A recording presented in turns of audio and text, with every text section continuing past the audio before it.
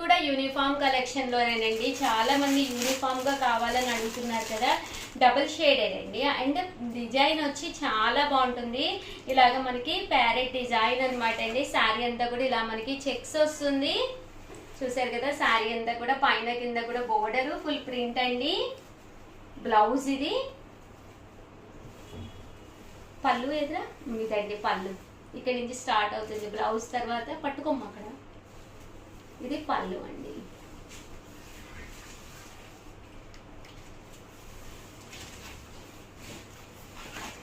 ఇదంతా శారీ అండి.